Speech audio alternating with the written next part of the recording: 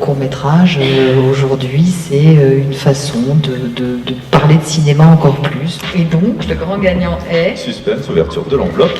Ah ben voilà, le beau Bruno Ducret, Speed Dating, réalisé par Daniel Brunet et Nicolas Dust.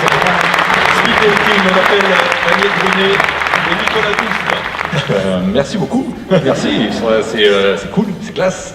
Puis là on vient d'apprendre qu'il y avait 40 000 personnes qui ont vu le court-métrage, c'est quand même... Oui, dont les personnes qui sont là. Julie, je vous ai vu réagir quand vous ouvriez l'enveloppe, là aussi. Mais non, mais on peut rire aussi avec le polar, voilà, c'est une bonne leçon. Il y a le thriller, bravo pour l'humour et le deuxième degré. Le polar, il est là un peu partout et je crois qu'il est bien à l'aise avec la bande dessinée, d'autant que le noir et blanc se porte bien en bande dessinée. Et le lauréat du prix SNCF du Polar 2017, catégorie bande dessinée, est Bâtard de Max de Radigues. Max de Radigues avec Bâtard.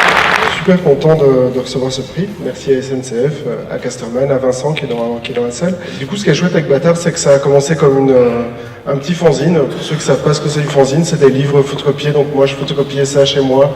J'ai envoyé ça par la poste à quelques lecteurs. C'est devenu un livre chez Casterman, c'était déjà une super aventure.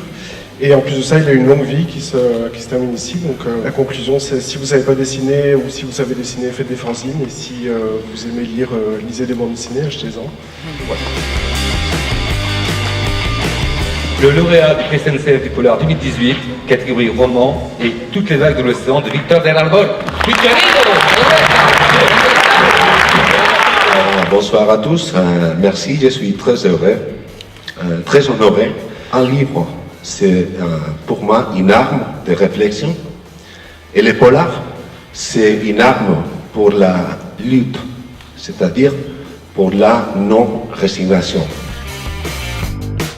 La SNCF est un acteur culturel majeur. On l'attend pas forcément dans ce domaine, puisqu'on l'attend sur le train, sur les différentes mobilités, mais nous investissons 5 millions d'euros par an, plus de 200 événements culturels par an, et nous avons une palette d'actions culturelles qui est extrêmement large, puisque cela va du soutien à des classes préparatoires pour accéder aux beaux-arts dans les quartiers en difficulté, à la mise à disposition par exemple d'une friche industrielle dans le 18e arrondissement aux plus grands graffiti artistes du monde entier, mais aussi l'art en gare, les pianos en gare, bref. La SNCF est un acteur culturel majeur, la SNCF n'est pas une entreprise comme les autres et nous sommes fiers de rappeler cette évidence.